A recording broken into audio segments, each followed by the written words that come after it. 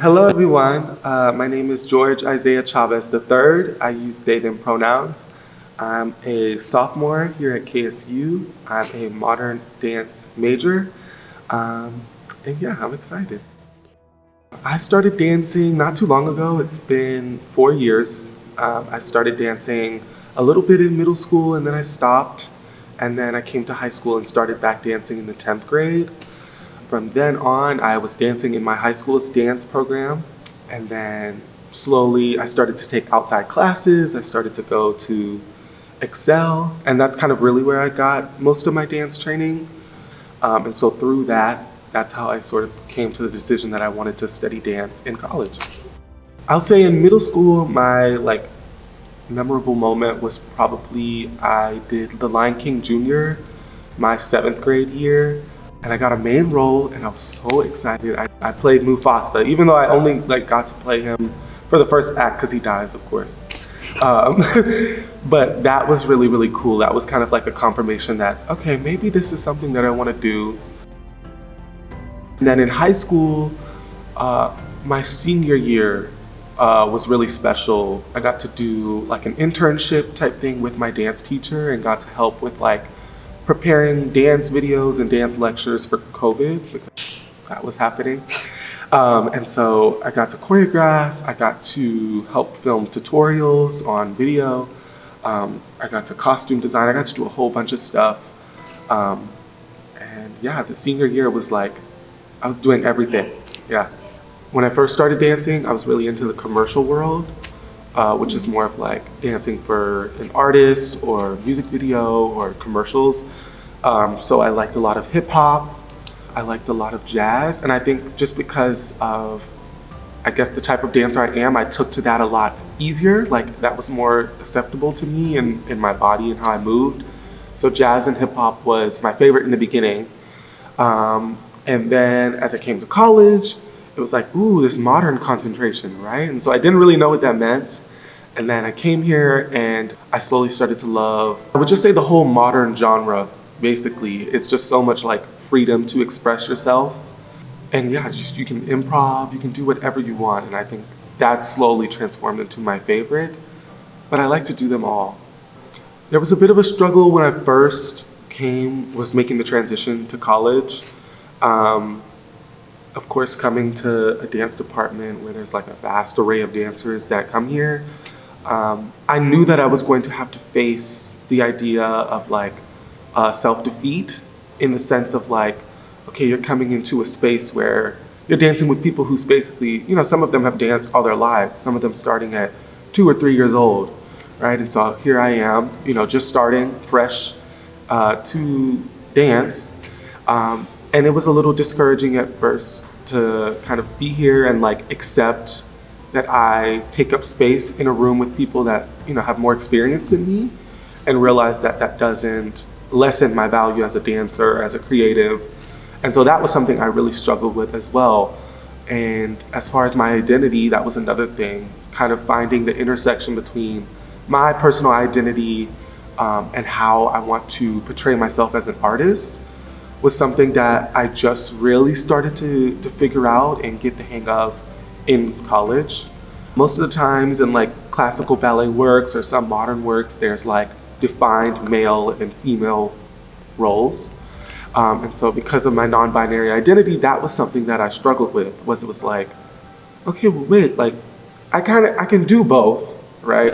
I have a love and I want to appreciate and embrace both, but where are the opportunities for that? So I guess seeing a lack of representation as far as non-binary artists is concerned is something that discouraged me a little bit, but I'm learning that George is special and that just me existing here is representation and is the representation that I need to continue. I'll definitely say from the beginning of when I started dancing, I always knew that naturally I was a performer. I kind of have a taking to telling stories. Growing up, before I started dancing, I sang as well, and I did musical theater and acting.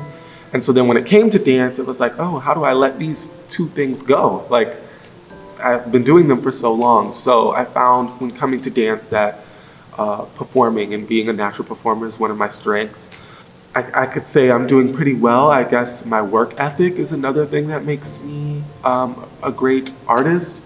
Um, yeah, I work really hard, and I think that's kind of how I've been able to get to where I am, is just by no matter what, just knowing that the hard work pays off, even when people are telling you that, oh, maybe you should try a different major, or maybe you should do something different, or when people say you don't have as much experience as some other dancers. I now know that like the hard work is it brings value to you, and I would definitely say that's one of my strengths. I guess another one would be is that I'm a great collaborator as well. So as well as performing, I also run a production company with me and my friend Ife. And so that just calls for like collaboration all the time. And even as a dancer outside of production, and in any job, you have to be a great like team player.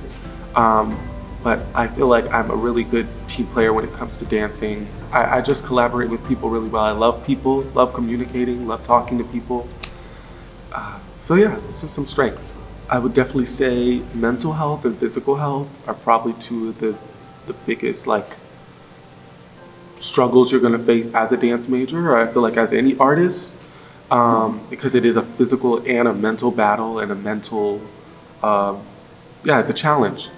So physically, dealing with injuries and things like that, yeah, because we're, a dance department and we perform only certain times throughout the year. Sometimes when you get injured and it's like, okay, well now I have to miss out on that. And so you can get really discouraged, thinking you're gonna miss out on things because of injury.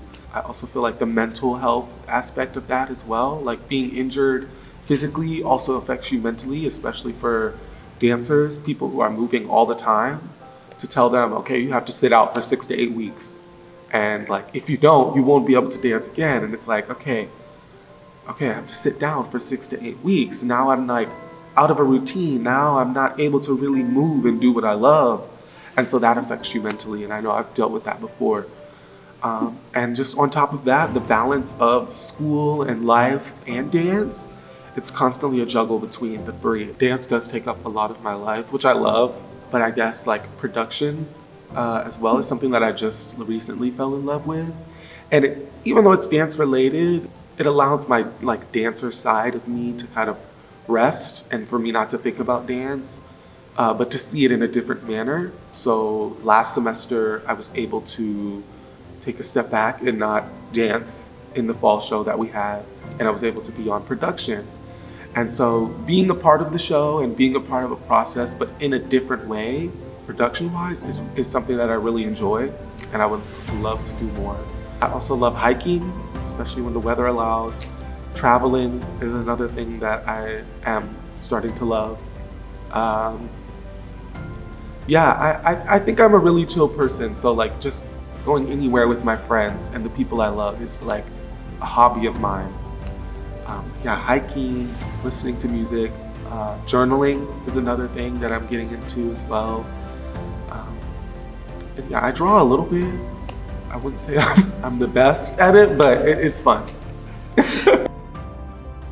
Lisa Locke is someone that I look up to a lot. Autumn Ekman as well. Just because they bring so much passion and love to the art form that I feel like can sometimes be shied away from because we feel like it's a job. So like, you come in, you train, and they just bring so much love to the process. And they're willing to give people chances. At least that's what I've noticed is like, because I haven't been dancing for as long as other people, those two professors in particular are ones that kind of took to me and showed me that there is space for me and allowed me to be a part of their process and their love for dance. In the commercial world, Caitlin Gray is somebody I really look up to. I'm taking her jazz class now, and she does a lot of commercial work for like Broadway and commercials and things, and so she's teaching me a lot. And yeah, the list goes on and on. I feel like Atlanta has some really great, down-to-earth, passionate artists that are willing to teach and share uh, their joy, which I appreciate. Earlier this year, I got a contract with Atlanta Contemporary Dance Company, which is a new dance company in Atlanta.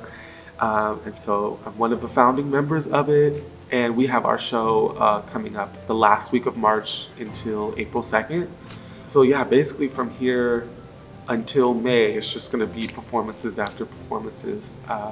I'm really excited though. That's what I want to do. Basically in August, they had an audition for dancers in the Atlanta area.